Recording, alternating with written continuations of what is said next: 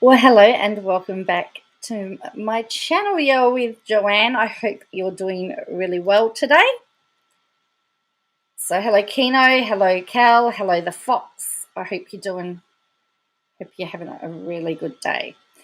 So, I've called this the update on the day's events because I don't really have hello chaotic. I don't necessarily have stuff planned, but I know that Gladys has been out and about today. The Nationals picked their new leader, which means there's a new deputy premier. Hello, Lackadaemon. There is. Did you know that there's another that Peter Dutton is currently in a defamation case as well? So I want to check up on that. We got all these politicians suing people. It's unbelievable. So it's what happened to politicians, being servants of the people, but apparently if the people say something they don't like, they sue them. It doesn't make any sense to me, really. Hello, Bruce. How are you? And there is talk that Andrews is being investigated by a commission, and so of course people want him to resign, but apparently under legislation he's not allowed to say what's happening. Really? New South Wales swindled? It is a waste of money. So let's have a look. So let's start off with she appeared to thank supporters. It says former New South Wales Premier Gladys Berejiklian appears outside Willoughby office to thank supporters. Gladys has made her first public appearance since her shock resignation as New South Wales Premier last week and thanked her supporters for offering comfort. She emerged outside her electoral office in Willoughby in northern Sydney after 5 days of not being seen or heard from. She did not attend the vote for a new Premier that was held in Parliament yesterday. I believe she had a proxy. Ms Berejiklian made a brief media appearance with federal Liberal MP Trent Zimmerman and collected some of the dozens of flowers and handmade cards that had been left by her supporters. Thank you for your support, Gladys. Well, but the thing is, my news is a lot of people in New South Wales. Well, the people that come here from New South Wales are very happy, but that's not what the media is telling us. I want to say thank you to everyone for the support they have shown me, she said. A big thank you. It's been an enormous comfort to know people care. She will also resign from Parliament, urged everyone to get behind Premier Dominic Perrottet. He will be an outstanding leader, and at this time we need everyone to follow the Premier's words to make sure we come out of this lockdown as safely as possible. I want the community to get behind Premier Perrottet, as I know they will. Balloons and posters with messages like "Long live Gladys" and "Best Premier ever" have been left outside her office, and she said she would read every message of support. I just want everyone to know that I will read every single card and every single message, and I really, really appreciate it. Ms Berejiklian said she had no choice but to resign after the Independent Commission Against Corruption announced last Friday it would investigate her for alleged corruption. The thing is, she's been investigated for alleged corruption. How can she be? I don't know. Hello, Plan to Create. The state's corruption watchdog will examine whether she breached public trust or encouraged the occurrence of corrupt conduct during her secret relationship with disgraced former Wagga Wagga MP Daryl Maguire.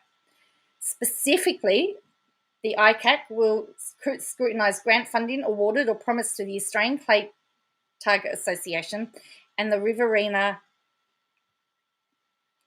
Conservatorium Music in Wagga Wagga when Mr Maguire was the local member. Ms Berejiklian oversaw a fund that set aside $5.5 million for the Australian Clay Target Association Clubhouse and Convention Centre and announced $20 million for the Conservatorium of Music during the 2018 Wagga Wagga by-election. The by-election was triggered by the resignation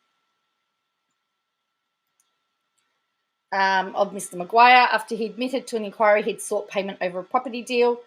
She denied being involved in the corrupt dealings, so the public hearing will begin on October 18 and last for 10 days.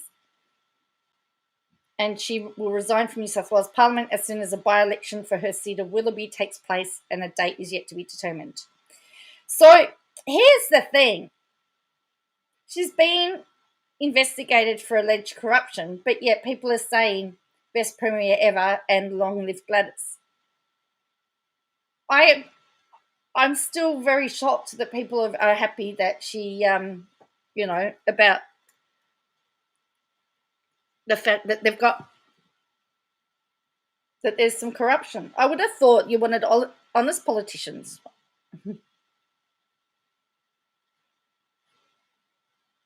So there you go. And we know that there were questions to be asked because we followed the dealings of ICAC. So we know that there are questions to be asked or answered. All right, so best premier ever.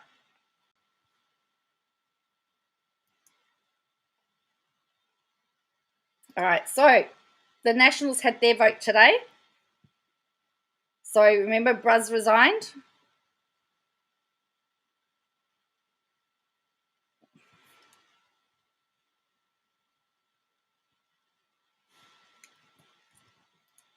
Her plan to create says there's no such thing as honest politicians. Alleged there are phone recordings of her admitting to what isn't a virtue we're holding this. Oh, really? You haven't seen anyone drop off flowers? That's interesting, isn't it? So this is Paul Toole. He wins so he's now the Deputy Premier. So this is Bruz's replacement. And he is also the member of Bathurst in New South Wales. So Paul Toole says it's a real honour to be voted in to replace John Barilaro as New South Wales Nationals leader and the state's Deputy Premier. So he's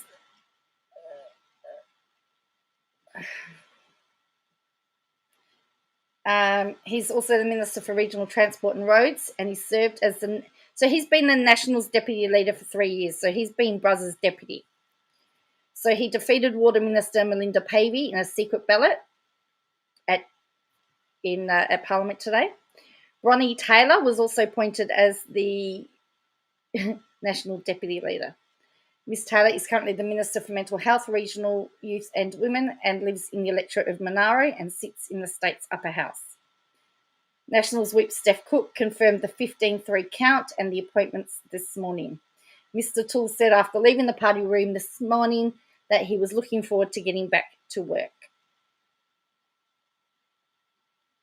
Is it Mr Toole? It is Mr Toole. Or is it Mr Tooley? Mr Toole? This to me is a real honour, but I'm not focusing on it because I want to make sure we focus on the people of this state. Mr Toole said he and the new Premier Dominic Perrottet would prioritise a regional tour when Parliament ended next fortnight. I didn't think that they'd actually have had Parliament yet.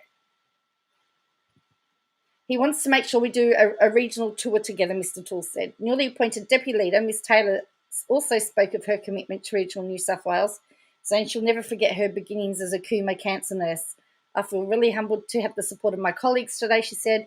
I told them today my pledge will be that I serve our leader and I serve our party with integrity, with enthusiasm and with honesty. I will not let them down. So Mr Toole's appointment follows a major shake-up in Macquarie Street and several high-profile resignations in the past 6 days. So remember, Bruz said that public life had taken a toll, and Mr Perrottet said he welcomed the appointments of Mr Toole and Ms Taylor. In electing Paul Toole to the party, the New South Wales Nationals, SMH is shaking my head, Cal, have set strong signal that the New South Wales Liberals and Nationals will continue to build a better future for the bush with energy and optimism. Oh, Sydney Morning Heralds, is it? It's also called Shaking My Head. In Bronny, the New South Wales Nationals have elected the first female deputy leader of the party in more than 100 years, and she will continue to be a voice of progress within the government. So Mr. Toole apparently was a primary school teacher for 20 years. So anyway. So the new leader's first task will be the reopening of New South Wales with COVID-19 restrictions set to ease on October 11. I think it's important that we focus on people, that we focus on communities, and we make sure that we support businesses reopening their door, Mr. Toole said. Okay, so there you go.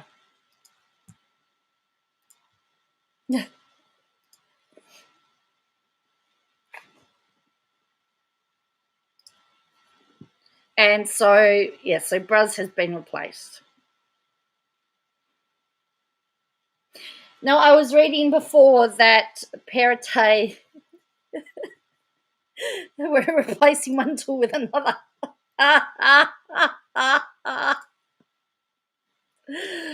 One was a wannabe tool, one is a tool.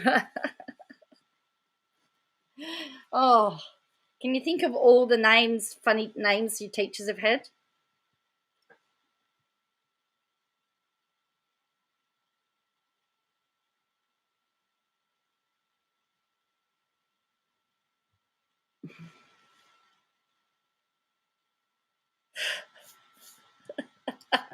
Speaking of tools, I don't know why he has a face that looks like that. I don't know.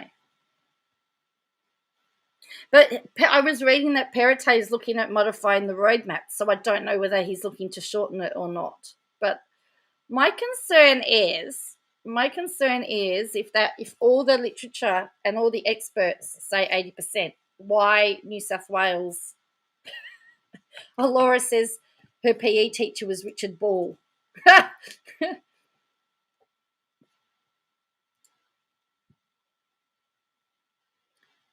Why New South Wales thinks that's opening up at 70% is safe when everyone else has opened up, when all the literature says 80% safe. I don't understand it. So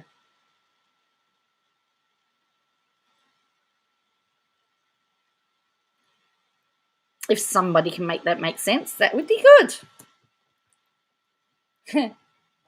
All right. So just to show that we had a maths teacher called Mr. Stone. Mr. Stone, and you called him Mr. Stoner.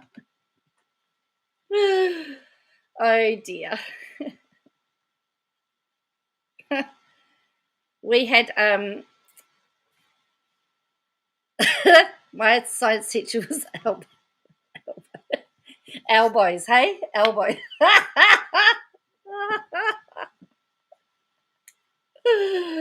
Oh, the LNP they don't like experts.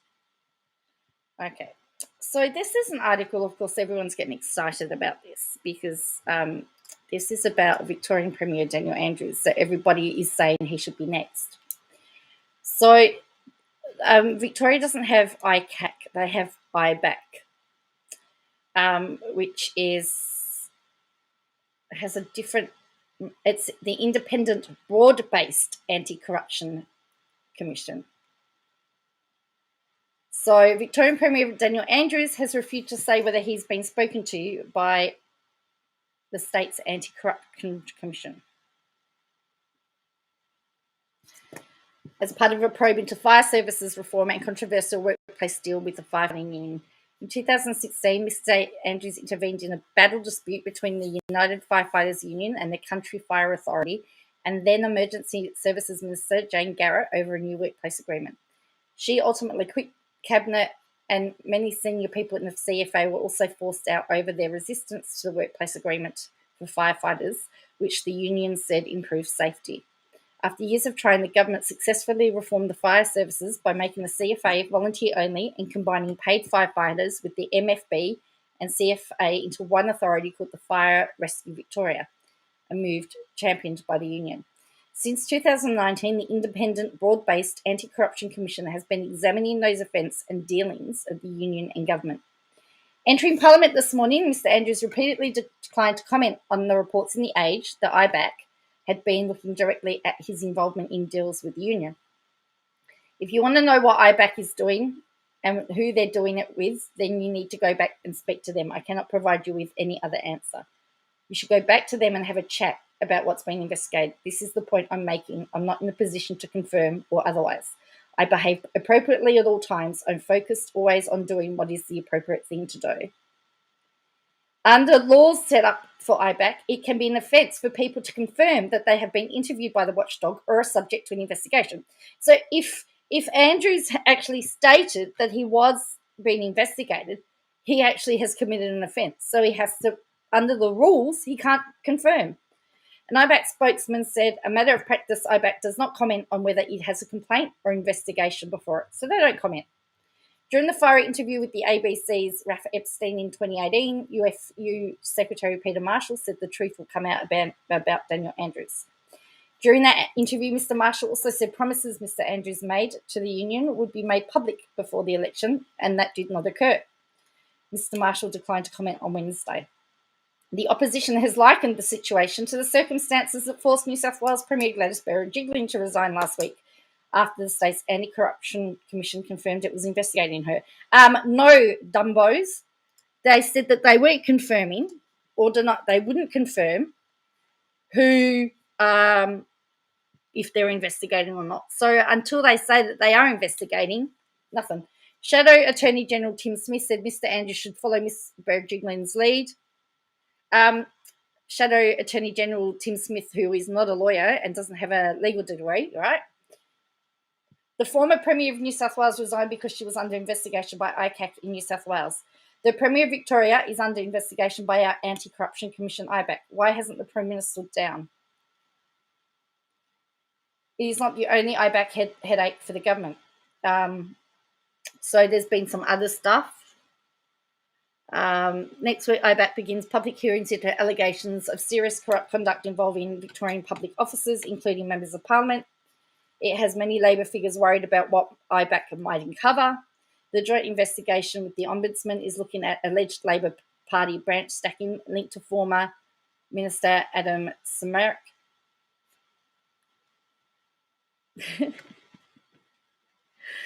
They'll examine allegations that Victorian public officers engaged in corrupt conduct by directing taxpayer-funded ministerial and electoral office staff to perform party political work during times when those staff were being paid to perform ministerial or electoral work. The investigation is also probing allegations that the government grants intended to fund community associations were instead misused for party political work or other improper purposes. So, the other thing that needs to be mentioned is Matthew Guy. There's footage of Matthew Guy stating that the rules should be relaxed for grand final weekend. And guess what we've had? We've had an explosion of cases because people broke the law on grand final day because they would listen to Matthew Guy and not the other people.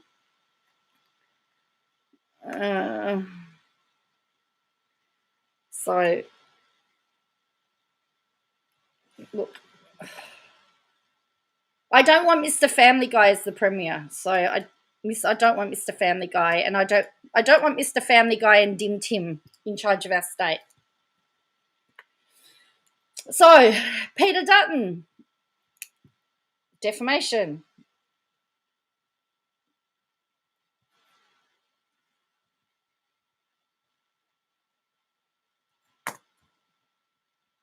Tells defamation trial, our apologist tweet by activist was deeply offensive.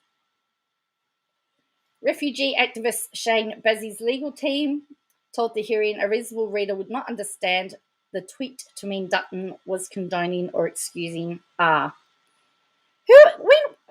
We know somebody else that used the term R apologist against several people on their Twitter. Our favourite YouTuber has referred to people as R apologists. So this person referred to Peter Dutton as that and got sued for defamation, hey? Peter Dutton has told the federal court he was deeply offended by a tweet labelling him as a apologist, which went beyond the rough and tumble of political life. The Defence Minister gave evidence on Wednesday in his defamation trial against refugee activist Shane Bazzi over a tweet posted in February. The hearing began with a warning from Justice Richard White to both sides about failures to settle what he said was not one of the largest or larger defamation cases in federal court.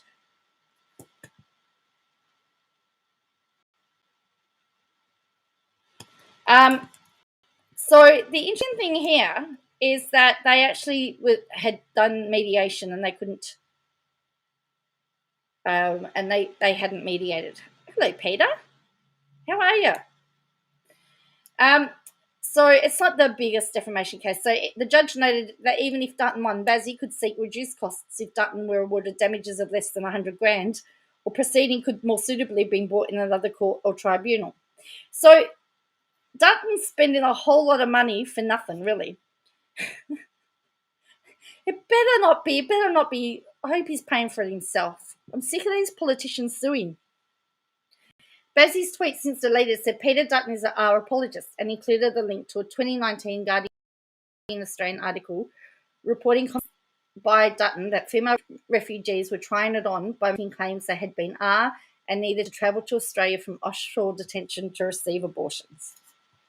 Dutton's counsel, Nick Ferret QC, submitted that in politics, 8 as a cabinet minister. Dutton had more than the odd number of unpleasant observations made about him in the course of things. How did it go, Peter? It's good to see that you've come out of hiding. Ferret submitted the tweet was very personal, casting him as the opposite of who he is, citing Dutton's work in the Queensland Police, bringing to justice and supporting victims of Dutton said he was deeply offended by the tweet. As the former Immigration and Home Affairs Minister, Dutton said advocates had often made comments that are false or untrue, offensive or profane about him.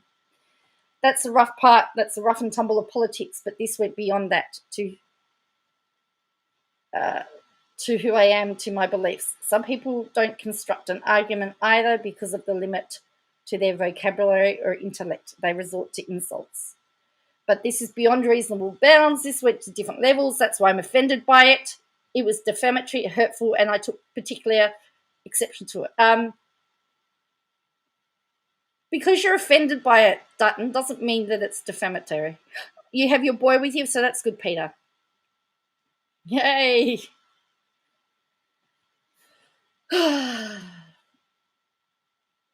I'm sure he would have been called worse in Parliament under parliamentary privilege, in my opinion.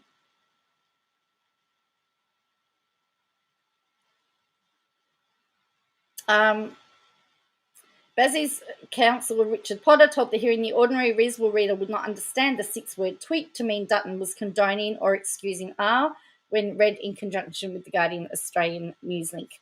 Although Twitter is controversial and impressionistic, he submitted the reader must taken to have read the whole matter complained of, and the context is significant. He noted the link included a partial headline, Peter Dutton says women using and abortion claim as ploy, and a 2-line summary of the article. Home Affairs Minister says some people are trying it on in an attempt to get to Australia from refugee centres on Nauru. Serco. Oh, I could do a whole stream on Serco. Have I got some stories to tell? Peter Potter said, sorry. That's right. It's I think it was criticism, and you can see why, though. You could be, those headlines could actually imply that he was. Potter said the tweet was published on the same day Dutton had said he didn't know the she said he said details of Brittany Higgins' allegation of and it was unnecessary for Bazzi to recite this fact in the tweet because readers would be aware of the remark. Ferret counted the phrase was deliberately chosen and had a particular meaning, and it could not be explained away by context. In cross-examination, Potter suggested Dutton was not offended by Bazzi's tweet, but rather a similar tweet from Larissa Waters accusing him of being a apologist, which he apologised for and deleted. So here's a question for you. Why didn't he sue Larissa Waters for defamation, but he went for somebody else? Can you mention the reason why they are banned in the UK? I don't know what the reason why they banned in the UK. but it wouldn't surprise me. Dutton replied that Bazzy's tweet concerned him, not because it was a repetition of what Waters had said, but because Bazzy's account was verified by Twitter. You're joking. Dutton! Where's the wall? I want to bang my head against the wall.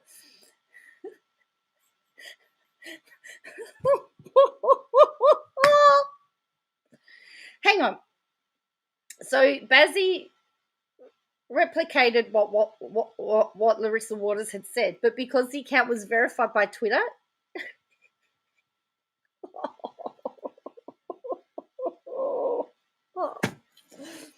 Dutton said he viewed the matters as completely separate, that he was offended by both tweets and equally offended by what Bazzy had said. Well, why haven't you sued Waters? Why are you suing one of them? Why? Dutton confirmed on 25th of March he'd given an interview to which he said he intended to take proceedings against people using the term apologist. Dutton said he'd done so because he felt anyone using it was crossing the boundary. Why not sue Larissa Waters for saying the same thing? Bazzy has deleted the tweet, but Dutton decided to pursue him for an apology and damages. The matter was not settled at mediation. Dutton is seeking aggravated damages, citing more recent tweets from Bazzy suggesting the wealthy and powerful cabinet minister should focus on his defence portfolio, not the defamation case. So in August, today's the day, mediation with Peter Dutton starts at 9:15. It will take place via video conference. A reminder that he, a wealthy and powerful cabinet minister, is suing me, an impoverished, unemployed refugee activist, for defamation in a 6-word tweet which I deleted in April. About that tweet, Dutton said it made him feel that Bazzy was not genuine about mediating or wanting to settle the matter.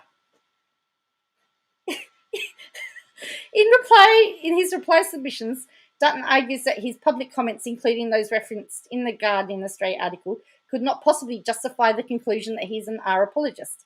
Dutton has also accused Bazzy of showing malice, citing a tweet labelling him as the C word and an F scumbag. The hearing continues on Thursday. Guess what I'm watching tomorrow? What do you reckon about that? That has got to be the weakest defamation. Oh, I wish I could get the documentation for that. Really? Wow. That's not very good. So if he said he was going to go...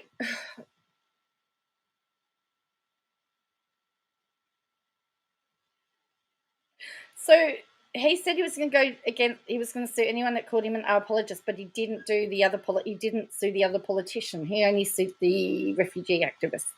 But what is it with politicians and defamation?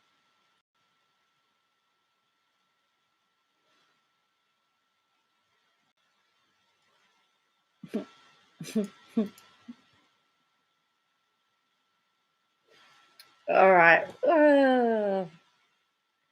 Let's have a look at Tucker Carlson.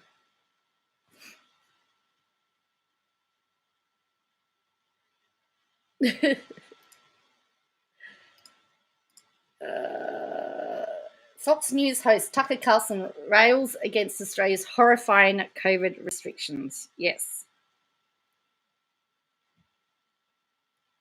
Fox News.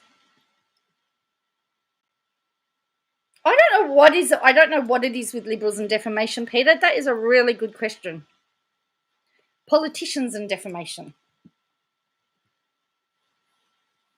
Fox News host Tucker Carlson has condemned Australia's response to COVID as horrifying attack on civil liberties, which portrays the country's reputation for rugged individualism.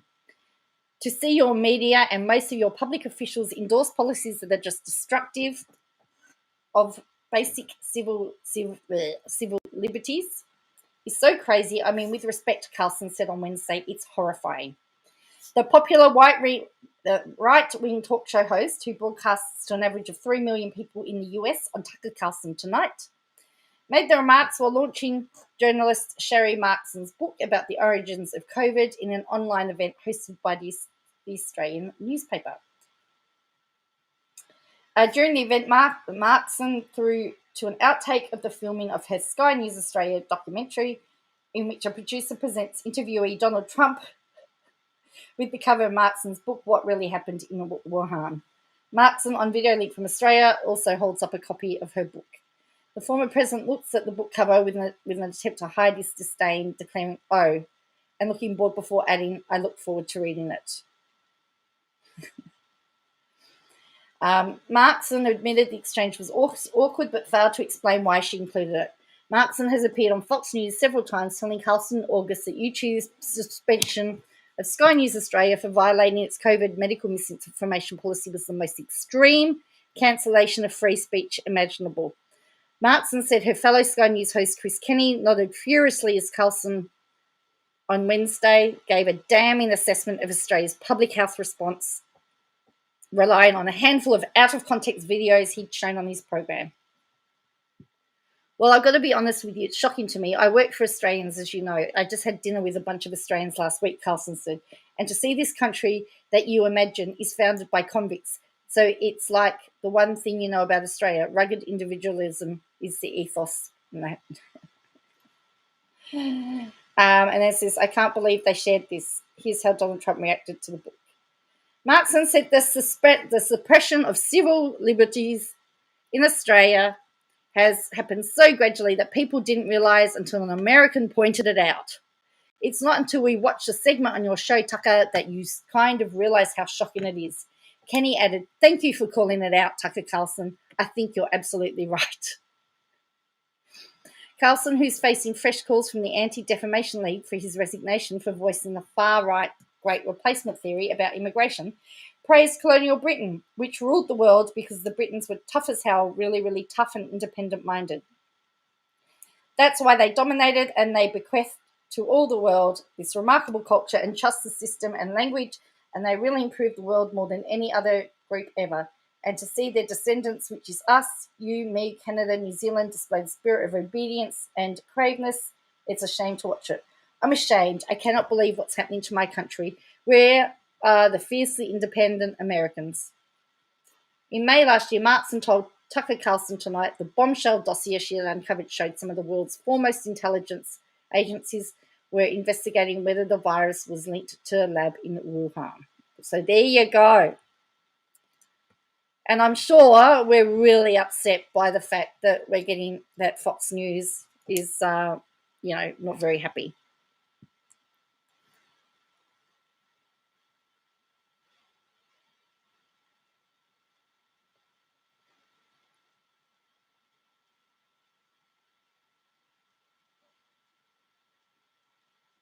We want to talk about civil liberties. Let's talk about the cashless debit card.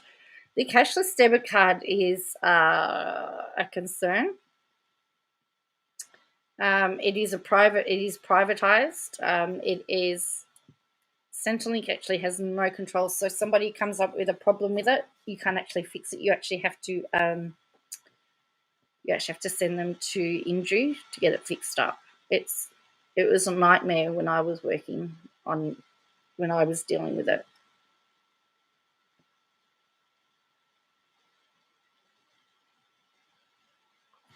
So here we go.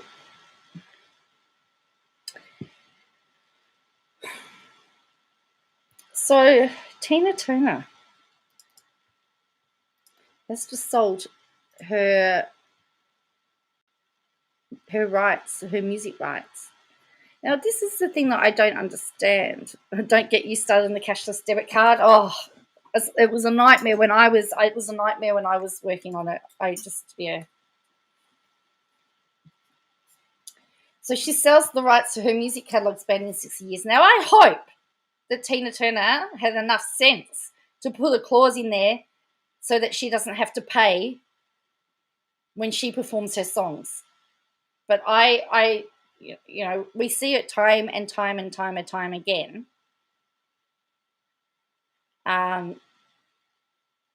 We see it time and time again where they sell their rights and then they get stuck. But Tina Turner sold the rights to her music catalogue spanning 6 decades, including hits as "What's Love Got to Do with It?", "Private Dancer", Oh, she doesn't perform anymore? Okay, well, that might be okay then. Do what you want me. Now, the Queen of Rock and Roll sold her artists and writers shares of her recordings, as well as the management of her name, image, and likeness in the largest deal struck with a single artist in BMG's history. The sums involved were not disclosed, so she doesn't even own her likeness or her pictures anymore. Tina Turner, A1, is the latest big star to cash in on the rocketing value of evergreen hits in the streaming area, following the footsteps of Bob Dylan's $300 million deal with Universal Music and Neil Young's agreement with music company Hipgnosis. The streaming revolution has created a gold rush for artists, royalties, rights, and aging stars. It is increasingly forming an important part of estate planning. Turner, who will continue to be a recording artist on Warner's music books following the deal, acknowledged the need to plan. Like any artist, the protection of my life's work, my musical inheritance, is something personal, she said. I am confident that with BMG and Warner Music, my work is in professional and reliable hands. In December, Dolly Parton, whose hugely valuable portfolio of songs includes "And I Will Always Love You" and "Working 9 to 5, what a way to make a living," said she was considering selling her 3,000 song credits for business reasons, estate planning, and family things. BMG, part of Bertelsmann's media conglomerate, which owns pan-European broadcaster RTL and publisher Penguin Random House, already represents or owns rights in the work of stars including Mick Jagger and Keith Richards, John Lennon, Ringo Starr, Mick Fleetwood, Iron Maiden, Kurt Cobain, and David Bowie. Tina Turner's musical journey has inspired literally millions of people around the world and continues to reach new audiences, said Hartwig, Chief Executive of BMG. We are honoured to take on the job of managing Tina Turner's musical and commercial interests. So what do you reckon? No, Dolly wrote it. Dolly actually wrote it. Chaotic.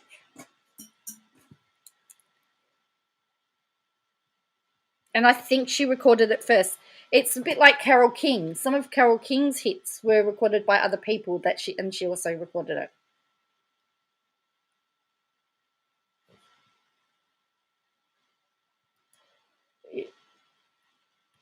So,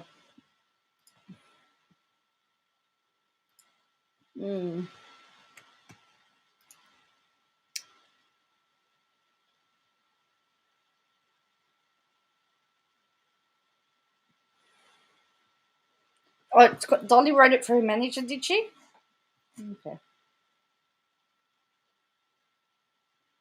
But yeah, and then Whitney got, I mean, there's a lot of, because did Carole King write Locomotion?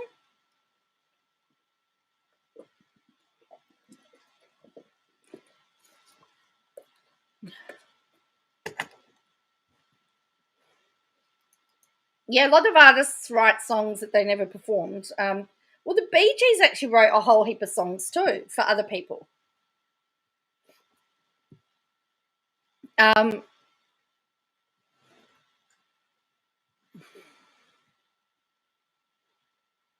Oh, David. Yeah, well, David Foster also had a heap of hits as well because, I mean, he did some writing for Chicago and Peter Cetera. But, I mean, David Foster's, That's right. She wrote Natural Woman. Yep. Bee Gees wrote Grease. They did write Grease, but they also wrote something else for somebody, and I was a bit surprised because it was un-Bee Gee like.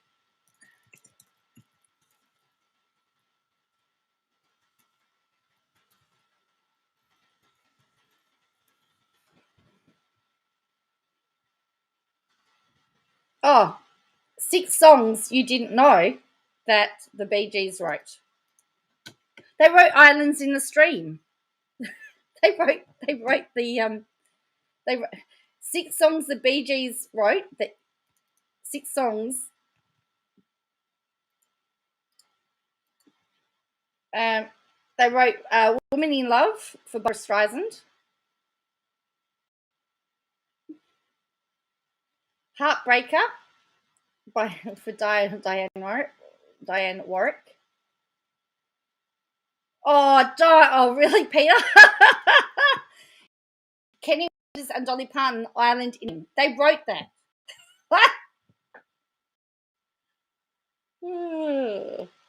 And Immortality. But they did the backing vocals on that one. And Diana Ross's Chain Reaction, they wrote that.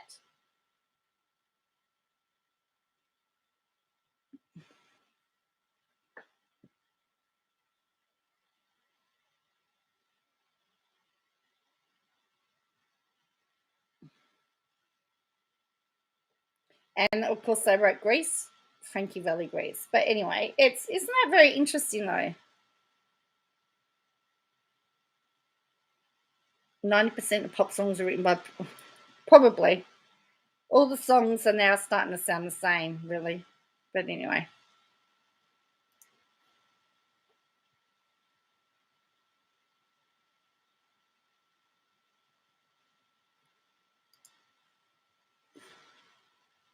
The Bee Gees did start in Sydney. They did.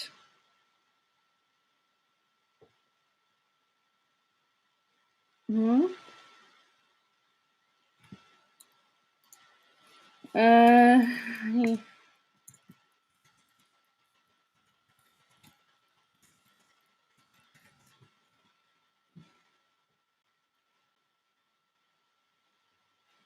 Yeah, Max Martin. Yeah. It's the world's yeah.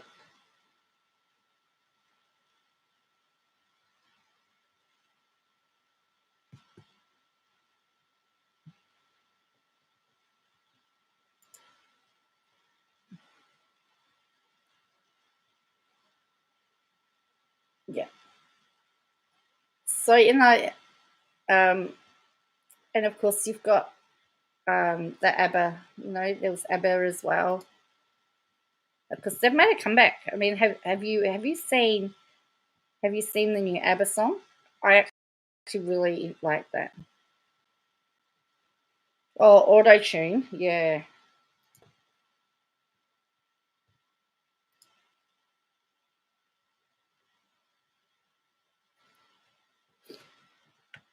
He's written a few songs.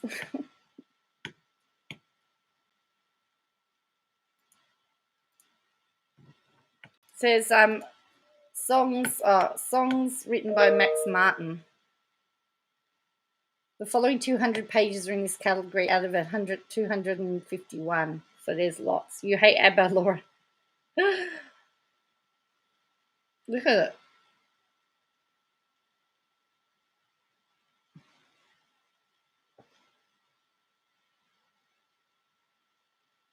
And they're mainly modern songs, Taya Cruz, Ed Sheeran, Adam Lambert, Backstreet Boys.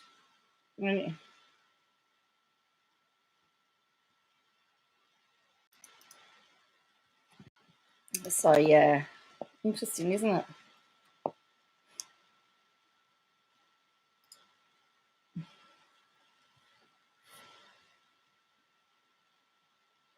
Cher started the auto tune. Oh, do you believe in love or not? But that was a deliberate use of auto tune, though. You could actually see the voice. You could hear the sound change.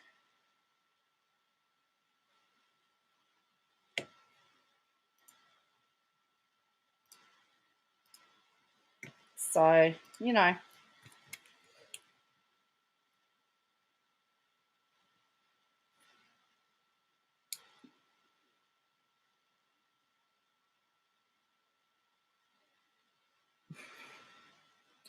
some best songs of Eurovision. Yeah. With pensioner. Oh dear me.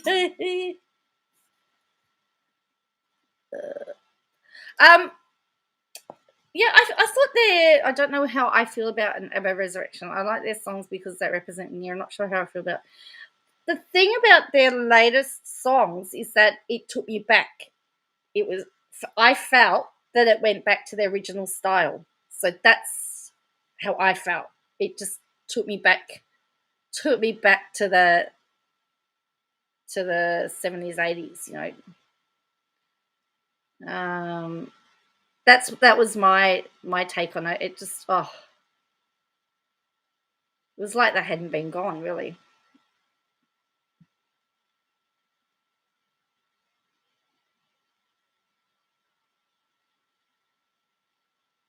You prefer Aqua's turn back time using sliding doors? That's Fizz making your mind up the best. Been some interesting. Yeah, so they're not. No, they're staying classic. They've not actually. It reminded me of it was just like ABBA. Everybody else. What does everybody else think? And everybody else that's heard ABBA's new song, what do you think? Did you feel the same thing, or do you have a different opinion of it?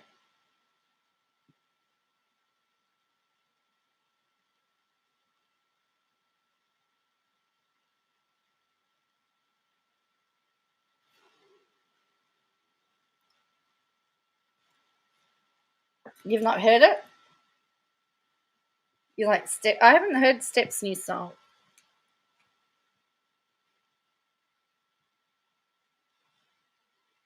I would probably play it, but I'll get another copyright because my video got demonetized. ABBA actually.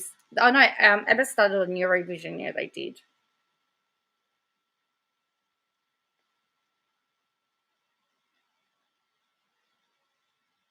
Laura didn't like it.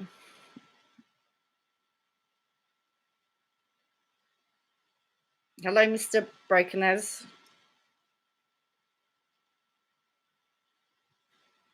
I'd be more than happy to free him if I could.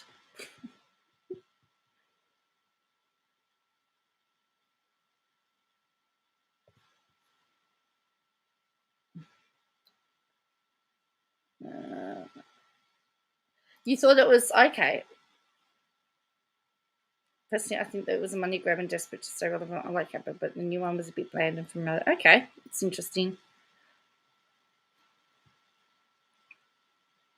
Well, I mean, everyone's been onto them about reforming for years, and they said that they never would. So the fact that they did do it after all these years was pretty amazing. So,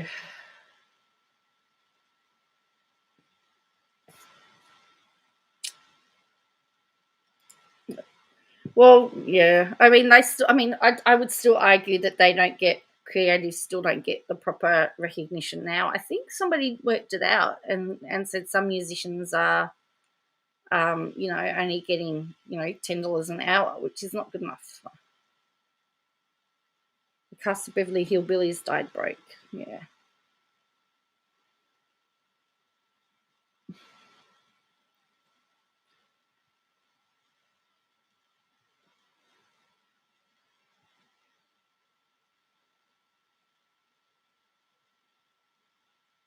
Yeah, I'm keeping an eye on them too. $7 an hour is it Rufus? Yeah, I saw that, and that's really bad.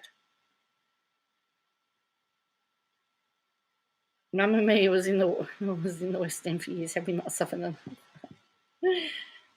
Well, that would have been yeah, because I think the two guys, Benny and Bjorn, I think that was their musical, so that would have gotten some money. And don't forget there was the movie Mamma Mia and Mamma Mia 2.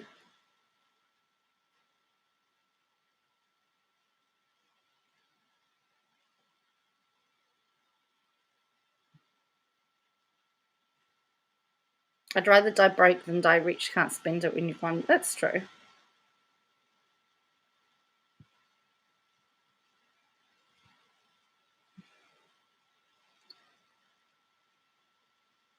Kurt Cobain. Should claim Kurt Cobain and bring him back. It says chaotic.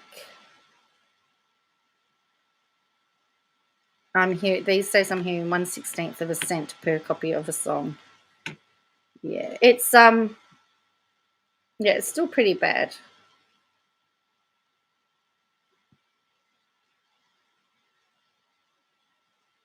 That's why many musicians have other jobs, because music's not paying.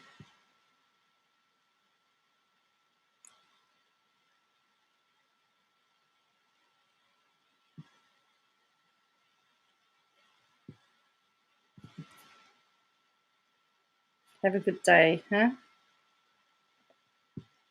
Have a good day. Thank you. I'll have a good day. In fact, it's night time here.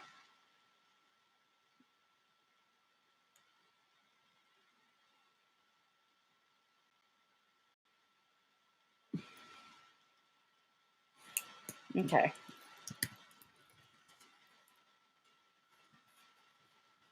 I better put my Twitter on, hey?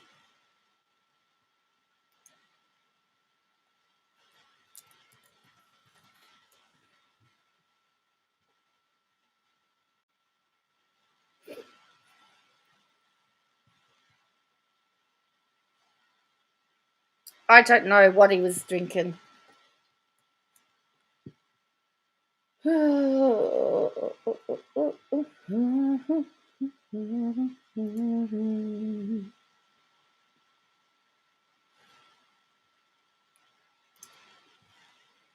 So, as I said, they're just a reminder of the rules. You're all entitled to have an opinion. You can have a different opinion, as long as you're just kind and respectful to each other. You know, that's the only thing I ask. Something happened, but I had my face in my big cup of coffee because I just put down assistant match and light. Yeah.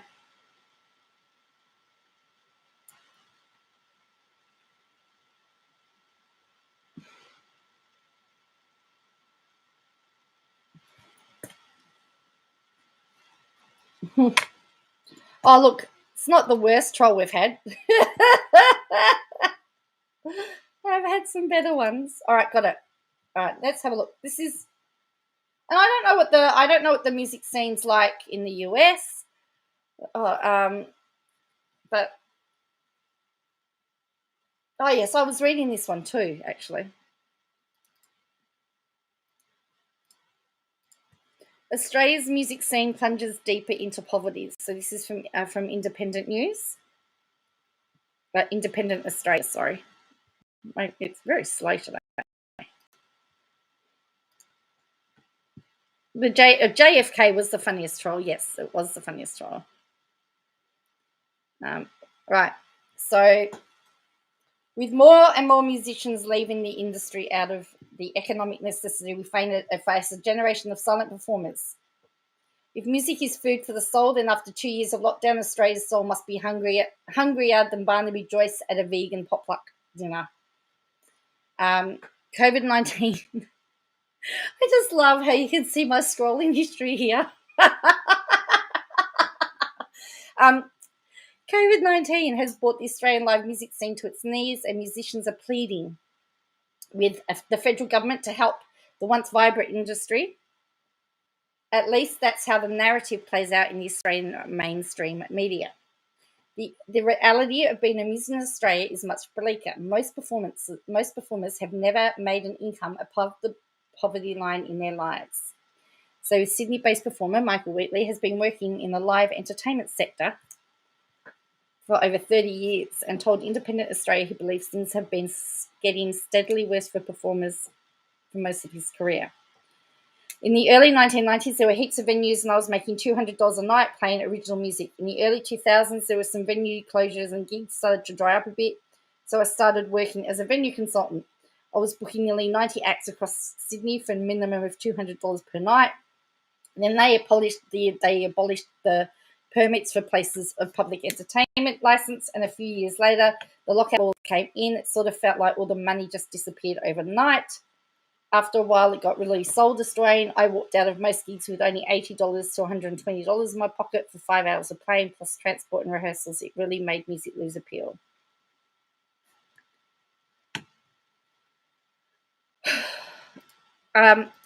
Laura, It is so disgusting. I'm not even talking about I'm not even talking about it. It is so disgusting what's happening today.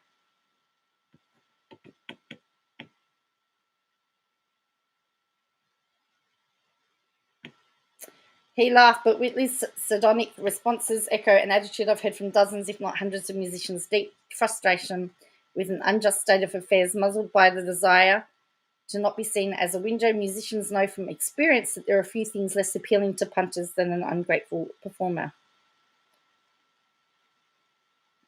According to activist group Musicians Australia, musicians in Australia are paid an average only $7.50 per hour.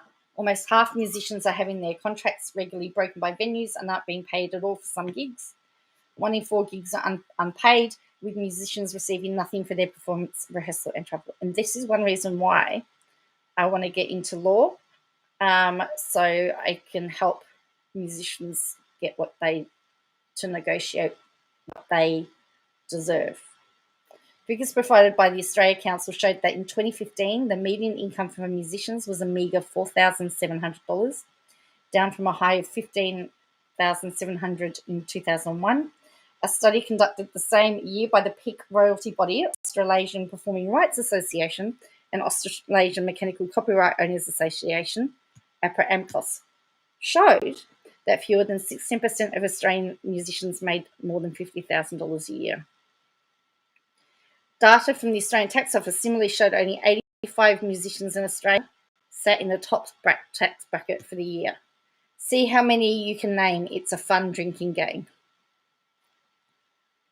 When all professions that rely on creative arts workers are taken into account, the total number employed swells to 193,600. According to the Australian Institute's Bill Brown, this makes arts and entertainment industry a larger employer than finance, accommodation, electrical supply, heavy and civil engineering, construction, or coal mining. Despite this, the creative arts have seen little help from the federal government during the pandemic compared to other sectors. While sole traders are included in the government's latest economic support package, this is little comfort to those who've lost work in the live performance sector. To qualify, sole traders must demonstrate a turnover at least $75,000 per year, excluding all but most successful musicians. Ultimately, the problem with any relief model based on prior earnings is that it privileges those who had something to lose in the first place. Melbourne-based musician Michael O'Donnell was able to access some government funding support during Melbourne's extended lockdown last year due to less than onerous requirements, but didn't qualify for Victoria's live performance subsidy. He said, "It's sort of ridiculous that I didn't qualify for the live performance subsidy because we had some savings, money we'd been saving to tour. If we'd bought a house, we would have qualified. I've recently decided that even though I'm a musician, I might deserve to own a house someday. I couldn't help but laugh when people told me they were struggling to live off JobKeeper. It was more than my income after more than 10 years of working as a musician full-time." It's hard to mix that. O'Donnell's voice affects an almost identical tone to Wheatley's on the phone, a laconic mixture of amusement and utter despair. O'Donnell has played music professionally his whole entire life for a minimum of 40 hours a week and only twice made enough to pay tax. In August last year, Prime Minister Scott Morrison announced the Restart investment to sustain and expand fund in support of arts organisations. According to the federal government, they'll provide $200 million over 2020-21 and 2021-22. The funding is based on capacity to demonstrate a loss of financial viability during the COVID-19 pandemic. The amount has been contested by both experts and arts advocates like singer-songwriter Katie Noonan. But even if we take them at their word, little of this stimulus has made it into the hands of creatives. Like most funding arrangements in Australia, this money has largely been funneled to large legacy organisations like Metropolitan Symphony Orchestras, whose performers would have almost have been eligible for JobKeeper, and community organisations that support local amateur projects.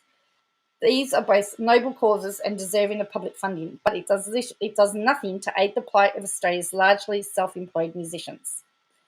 Australian arts relief funding during COVID-19 compares unfavourably to most other countries that provide any level of public arts funding. While hearing countries that take national pride in their art sector, like France, Austria, and Germany, are outspending us may not only be a shock to much smaller economies like Lithuania and Colombia are outspending us, whether you decide to measure funding in dollar per capita or percentage of gross domestic product. Berlin-based musician David Weltlinger said the relief funding he's received from the German government has enabled him to make it through the pandemic relatively unscathed. 2 weeks after lockdown in Germany, I had $8,100 in my account. 6 months later, I applied for more funding and received another $14,500. I don't know what I would have done if I was in Australia, probably died. Weitlinger is in a good position to understand the difference between life as a musician in Germany and Australia. Until the start of the pandemic, he'd made his career across borders, playing with some of the biggest world music acts in Sydney and Berlin. When speaking about the difference between living as a musician in Australia and Germany, he doesn't mince words. I honestly don't know how anyone could make a living as a musician in Australia. It doesn't matter how good you are or how hard you work in Sydney, you're still going to struggle and people are still going to look at you like there's something wrong with you when you tell them what you do. Here, people actually appreciate music. It's like a different world. The impacts of technological disruption on a musician's income cannot be ignored here either. Musicians have gone from needing to sell a few hundred records a month to needing a monstrously large and dedicated following to make ends meet. An independent four-piece band in Australia today would need in excess of 60 million plays on Spotify per year to make the minimum wage, roughly the equivalent of a recording going 847 times platinum. When total royalty receipts were at their low ebb in 2016, the Productivity Commission added insult to injury by endorsing a plan to expand fair use provisions for music. In effect, recording is closed as a potential source of revenue for most musicians. Despite government claims, public arts funding has fallen 19% in the last decade, slowly closing off one of the final lifelines available to Australian creatives producing original work. Worse still, the vast majority of funding is now pre-allocated to Australia's prestigious large arts organisations like the Museum of Contemporary Art in Sydney or Melbourne Symphony Orchestra, with individual grants down 70% over the last decade. In effect, Australia's arts budget funds support workers created by dead Europeans at the expense of living Australians. Today, you are more likely to be bitten by a snake in Australia than receive a federal arts grant for new Australian work. O'Donnell describes the process of applying for arts grants in Australia as soul-destroying. I've used the practice of trying to get 100 rejections a year just for practice, Well, I've been applying for arts grants for 10 years and I've never even been shortlisted. Wetling Assembly described applying for Australian grants as a waste of time.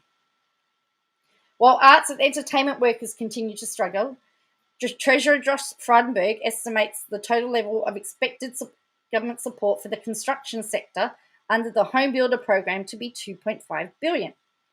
While estimates about the impact of this vary, the research from the Australia Institute shows for every $1 million in turnover, arts and entertainment produce 9 jobs, while the construction industry only produces around 1 job. This would also provide significantly less gender distribution of relief funding, as the arts and entertainment sector is close to gender parity, whereas the construction sector is about 8% male. Had this government invested the same amount of money in the arts and entertainment as it did in the construction industry, it could have created twice as many jobs for men and nearly 9 times as many for women. Perhaps it could have been avoided further driving up Australia's already maddening high property prices by investing in arts rather than construction. This could have been a win for performers and an easily political win for the government in the year of the women's budget. Remember, we had the women's budget? Arts about the future. Michael O'Donnell's answer is optimistic but reveals the costs musicians are forced to accept for their careers. I feel cautiously optimistic about the future. People still need music and will continue to, but I feel great concern for the industry. If I lived alone and was used to having any money, I'd have no idea what I'd be doing. Wheatley's response is no less disheartening for young musicians. I struggle to think how many people are going to make money in the future, As far as can the average Australian musician make a minimum living wage, I don't see it happening. I've made it work for me by acting as a performer, consultant, sound engineer, DJ, and booking agent, sometimes all in the same night. But to be honest, I was stoked to have $400 a week coming in from the dog walking. Even at my most successful, I've always had a side hustle. In May this year, Minister for Energy and Emissions Reduction Angus Taylor indicated uncharacteristic zeal for market intervention. Read keeping the lights on, Taylor used this unforgettable, pithy line. There are times when governments have to step in to make markets work the way they should. Research shows the arts and entertainment market in Australia has failed to the point people are quite literally working themselves to death for poverty wages. With more and more musicians leaving the industry out of economic necessity, we are facing a generation of silent performers. We are facing the implosion of one of the largest sectors of the Australian economy. We are facing a loss of culture that may never be recovered. When will we get our intervention? So there you go. That is that's the Australian music industry at the moment. And that's why many music students, people that study music, then go on and do something else, because it's interesting. Most of my lecturers are professional musicians, but they're teachers, so because they can't make enough performing, doing what they do. So yeah. So what do you reckon about that?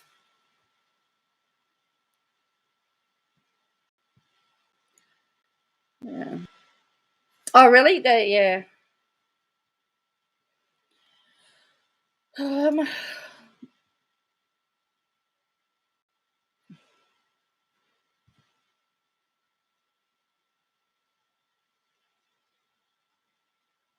So it's definitely, I mean, as I said, I don't know what it's like in other countries, but it's a very, the music industry is decimated here. It's interesting, though, when they said there was 85 musicians that made it big in Australia. That's pretty scary, isn't it?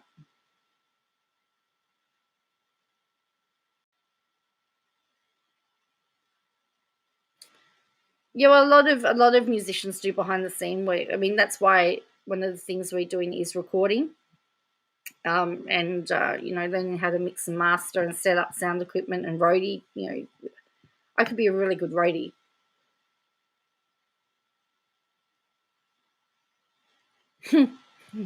Oh, really? Oh, well, my theory teacher was Ian Moss's bass guitar player at one point, because Ian Moss is in Sydney and he's in Melbourne. He can't travel, so yeah,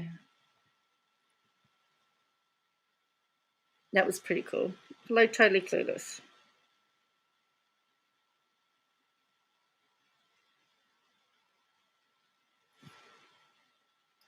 Yeah, I can be a roadie.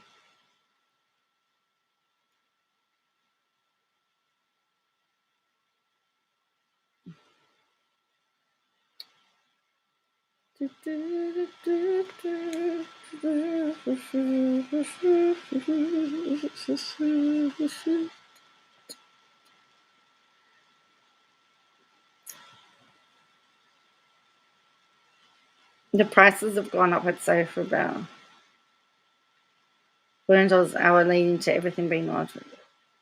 I need mirror shades to be the roadie.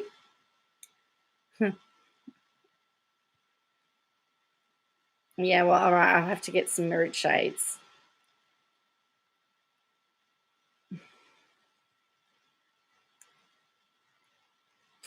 So,